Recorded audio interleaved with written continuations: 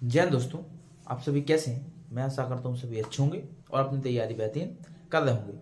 तो पता ही है सभी को कि यूपी पुलिस की 60,244 वैकेंसी आ चुकी हैं।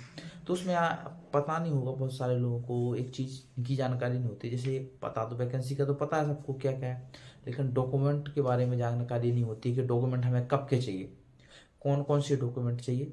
जो अदर स्टेट के हैं उनके लिए कौन से डॉक्यूमेंट चाहिए होते हैं, और जो यूपी के ही हैं, जो यूपी के बच्चे हैं उनके लिए कौन से डॉक्यूमेंट चाहिए, किस डेट के बाद के डॉक्यूमेंट चाहिए, किस डेट के पहले के डॉक्यूमेंट चाहिए, इनके बारे में बताएंगे आज।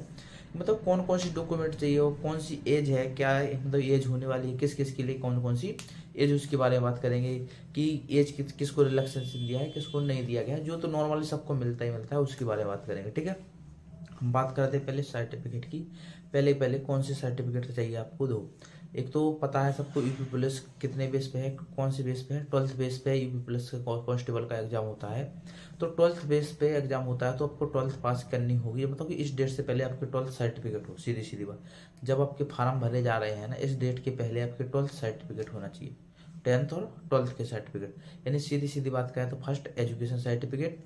एजुकेशन सर्टिफिकेट में क्या क्या चाहिए, जो अपने 12th के बाद जो भी ग्रेजुएशन किए वो भी चल सकते हैं, नहीं तो मिनिमम आपको मतलब कि 12th तक सर्टिफिकेट चाहिए। जैसे 10th का, 12th का और ग्रेजुएशन है तो ठीक है, नहीं तो वो तो बात ही अलग है, क्योंकि 12th बेस है। ठीक है, अब हम बात करें कि निवास पे, निवास प्रमाण पत्र, जिसे हम डोमिसाइल सर्टिफिकेट, इंग्लिश में डोमिसाइल सर्टिफिकेट बोलते हैं और हिंदी में निवास प्रमाण पत्र।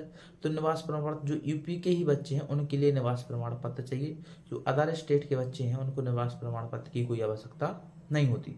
जैसे जो अदर स्टेट के फॉर्म भरेंगे उनके लिए निवास प्रमाण पत्र की कोई आवश्यकता नहीं है, केवल यूपी वाले बच्चों को निवास प्रमाण पत्र की आवश्यकता है। अब निवास प्रमाण पत्र किस डेट का होना चाहिए, ये वो डाउट होगा।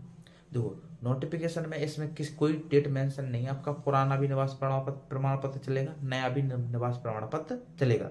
मतलब कि आप कोई भी निवास प्रमाण पत्र ले जाइए, आज से 50 साल पुराना ले जाइए, चाहे नया बनवा लीजिए, निवास प्रमाण पत्र आपका चलेगा। लेकिन उसमें कंडीशन है किस किस के निवास प्रमाण पत्र होने चाहिए, मतलब किसके साइन है। तो जिलाधिकारी का, उप जिलाधिकारी का, तहसीलदार के, इनके साइन होने चाहिए किसी एक के, उसके द्वारा बनाया गया निवास प्रमाण पत्र। और ऑनलाइन जो फार्म, मतलब फार्म नहीं, ऑनलाइन जो होते हैं ना, ऑनलाइन होना चाहिए इसका डाटा, ये जरूर ध्यान रखें। ठीक है, निवास प्रमाण पत्र पुराना भी चल जाएगा, ये ध्यान रखें। आगे हम बात करें कास्ट सर्टिफिकेट की। कास्ट सर्टिफिकेट को क्या बोलते हैं, जाति प्रमाण पत्र। तो जाति प्रमाण पत्र पहले बता दें किसके लिए आवश्यकता होती है, जो यूपी के ही है, जो आरक्षण यूपी के वालों को मिलना है उसके लिए निवास प्रमाण पत्र की आवश्यकता होगी। अदर स्टेट वालों के लिए निवास प्रमाण पत्र की कोई आवश्यकता नहीं होती है। अदर स्टेट वालों के लिए जो भी भरेंगे उनके के लिए ना तो निवास प्रमाण पत्र चाहिए, ना तो कास्ट सर्टिफिकेट चाहिए, दोनों नहीं चाहिए। लेकिन यूपी के जो बच्चे हैं उनके लिए कास्ट सर्टिफिकेट की आवश्यकता पड़ती है। अब कास्ट सर्टिफिकेट कब किस डेट का होना चाहिए, डेट भी दिख रही होगी। दो नोटिफिकेशन में सीधा सीधा मेंशन है कि कास्ट सर्टिफिकेट है जो ईडब्ल्यूएस और ओबीसी, ईडब्ल्यूएस ओबीसी के लिए केवल ये चीज, दो चीज मेंशन है। अनरिजर्व का कास्ट सर्टिफिकेट बनता ही नहीं है। तो ईडब्ल्यूएस ओबीसी का कास्ट सर्टिफिकेट डेट है 1 अप्रैल 2023 से बाद का होना चाहिए। पहले का नहीं, 1 अप्रैल 2023 से बाद का बना हो, तथा फॉर्म की लास्ट डेट से पहले का बना, इतने इस डेट के बीच का आपका क्या होना चाहिए, कास्ट सर्टिफिकेट होना चाहिए। किस किस का, ओबीसी तथा ईडब्ल्यूएस का कास्ट सर्टिफिकेट इतना होना चाहिए। एससी एसटी के लिए कास्ट सर्टिफिकेट बनता है, वो नया भी चल जाएगा, और आपके पास पुराना भी है तो पुराना भी चल जाएगा। सीधे सीधे नोटिफिकेशन में मेंशन है ये चीजें, जरूर ध्यान रखें। ठीक है, तो कास्ट सर्टिफिकेट किसके लिए, ईडब्ल्यूएस ओबीसी के लिए 1 अप्रैल 2023 से बाद का, और तथा फॉर्म की लास्ट डेट कब है, 16 जनवरी 2024 से पहले का होना चाहिए, ये जरूर ध्यान रखें। तो अभी जिसके पास कास्ट सर्टिफिकेट नहीं है ईडब्ल्यूएस ओबीसी का, वो अपना जाके मतलब साइबर के पास डाल दें, अपना जरूर बनवा लें। अभी बनवा लें, अभी टाइम है, 2-4 दिन में आपका बन जाएगा, बनवाने की कोशिश करेंगे। ठीक है, और हम आगे बात करें एससी एसटी के लिए कास्ट सर्टिफिकेट पुराना भी चल जाएगा, नया भी चल जाएगा, उनके लिए कोई बात नहीं, ये चीज़। और एक और चीज़ ध्यान रखिए कि जो कास्ट सर्टिफिकेट है केवल उत्तर प्रदेश सरकार का ही चलेगा, सेंट्रल गवर्नमेंट का नहीं चलेगा। जैसे एसएससी में जो कास्ट सर्टिफिकेट है वो सेंट्रल गवर्नमेंट का चलता है, उत्तर प्रदेश सरकार का नहीं चलता। लेकिन जो यूपी प्लस वैकेंसी है ना, यूपी स्टेट की वैकेंसी है, तो वो किसके लिए चलेगा, केवल उत्तर प्रदेश सरकार का ही कास्ट सर्टिफिकेट चलेगा, ये जरूर ध्यान रखिए। अदर स्टेट के लिए इसके लिए कोई चाहिए ही चाहिए नहीं है। ठीक है, अब हम बात करें किसकी, एज की। दो, इतनी चीज़ें चाहिए। अब हम पहले एज की बात कर लें तो एज तो पता ही होगा कि सामान्य वर्ग के लिए एज कितनी है। सामान्य वर्ग के लिए 18 से 22 साल है। कितने साल है? 18 से 22 साल सामान्य एज के लिए है। 18 से 22 साल सामान्य एज के लिए सब जो अदर स्टेट के बच्चे हैं ना, वो ही व्यक्ति फार्म भर सकते हैं जिनकी एज 18 से 22 साल के बीच में हो। और उस अपने स्टेट में चाहे ओबीसी में आते हो, चाहे जनरल में आते हो, मतलब जनरल में आते हो, चाहे किसी में भी आते होंगे, लेकिन अगर आपकी एज 18 से 22 साल है तभी भर सकते हैं, क्योंकि जब आप भरोगे फार्म तो आप जनरल में ही काउंट होगी यूपी, मतलब यूपी में, ये जरूर ध्यान रखें, ठीक है। तो 18 से 22 साल है। अब जो यूपी में अदर है, जैसे ओबीसी है, अदर मतलब ओबीसी, एसटी, एससी हैं, इनके लिए 5-5 साल के लिए क्या है, रिलैक्सेशन की छूट दी गई है। ये जरूर ध्यान रखें। तो ये इनके लिए तो अब ये भी कंफ्यूजन हो रहा है बहुत सारे बच्चों के लिए कि सर कि हमारा फार्म भरा जाएगा कि नहीं भरा जाएगा, हमारी डेट ऑफ बर्थ नहीं है। तो सीधी सीधी मेंशन है कि 1 जुलाई 2001 के जो बाद 18 साल का होगा उसका फार्म भरा जाएगा। लड़कों के लिए बता रहे हैं, ठीक है। और कितने के बाद? 1 जुलाई 2001 के बाद जो 18 साल का हो जाएगा उसका फार्म भरा जाएगा, तथा 1 जुलाई 2005 के पहले जो 22 साल का हो जाएगा उसका फार्म नहीं भरा जाएगा। इसके बाद होना चाहिए 22 साल का। इस पीरियड में आपको 18 साल का हो जाना चाहिए, 22 साल का नहीं होना चाहिए। फिर जिस जिस कैटेगरी के लिए जितना रिलैक्सेशन है वो बात अलग है। जैसे ओबीसी के लिए 5 साल है, SC ST के लिए 5 साल है, 27 साल तक हो जाए तो फार्म भर सकते हैं। ये बात है, सीधी सीधी नोटिस में मेंशन है ये चीज़ें।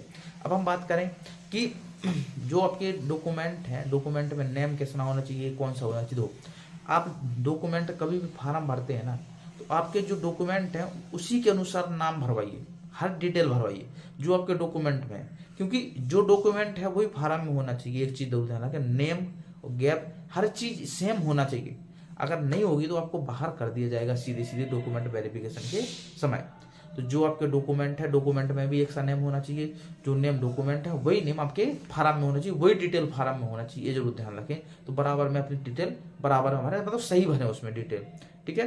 ये चीजें होती है जो आपको सोचने वाली होती है, बहुत सारी चीजें कि आप जो डॉक्यूमेंट बनवाए उसमें भी सबका नाम सेम होना चाहिए, और जो फार्म भरा उसमें भी डॉक्यूमेंट में नाम सेम होना चाहिए। जिस चीजें सही भरें, साइन वाइन मतलब देख लें आप वीडियो, जब भी फार्म तो भी आया नहीं है, आने वाले हैं 27 तारीख को आपके फार्म भरे जाने शुरू हो जाएंगे, तो आप जरूर उस पर ध्यान दें, ठीक है।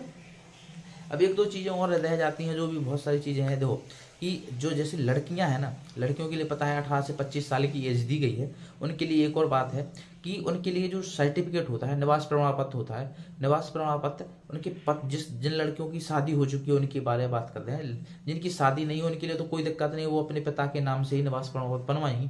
लेकिन जिन मतलब लड़कियों की शादी हो गई है वो अपने पति के नाम पर निवास प्रमाण पत्र बनवा लेंगे, लेकिन उनका जो निवास प्रमाण पत्र पति के नाम पर होगा वो नहीं मान्य होगा। उनको निवास प्रमाण पत्र पिता के नाम का ही बनवाना होगा, वही प्रमाण पत्र मान्य होगा। सीधे सीधे देख लीजिए, अब नोटिस में मेंशन है, साइड में नोटिस भी दिख रहा होगा, तो ये चीज नोटिस में मेंशन है, इसलिए मैं कह रहा हूँ। नोटिस में सीधा सीधा लिखा है कि लड़कियां हैं, जो विवाहित भी लड़कियां हैं ना, उनका प्रमाण पत्र पिता का होना चाहिए, निवास प्रमाण पत्र पिता के नाम से होना चाहिए, ये जरूर ध्यान रखें, ठीक है। तो ये चीज आप देख लीजिए, नोटिस में बहुत सारी चीजें हैं जो मिल जाएंगी आपको, थोड़े पढ़िए। दो कोई बच्चा दो, ये तो हिंदी में है, बहुत सारे बच्चों को इंग्लिश में दिक्कत होती है ना, तो बहुत सारे नोटिफिकेशन इंग्लिश में आते हैं, लेकिन यूपी प्लस के नोटिफिकेशन हमेशा हिंदी में आते हैं, तो जरूर पढ़िए, उसको पूरा समझ में आ जाएगा।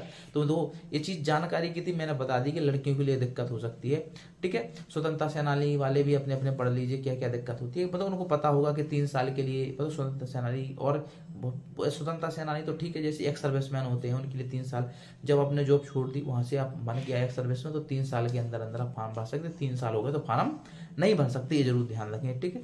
अपने डॉक्यूमेंट बनवा लीजिए, और जिसके पास नहीं है वो जरूर बनवाए, नहीं तो बाद में जो डॉक्यूमेंट बनवाए जाएंगे ना तो वो मान्य नहीं होंगे। जिन जिनको मैंने बताया वो डॉक्यूमेंट डेट से पहले बनवा लीजिए। बहुत सारी चीजें हैं जो आपको करनी पड़ेंगी आगे, नहीं तो आपका सिलेक्शन होते होते रह जाएगा, होते होते मतलब कि आपका एग्जाम निकल जाएगा, डॉक्यूमेंट वेरिफिकेशन बाहर कर दिया जाएगा, कोई मतलब नहीं निकलेगा, ठीक है। अब मिलेंगे हम नेक्स्ट वीडियो में। जय हिंद दोस्तों, धन्यवाद।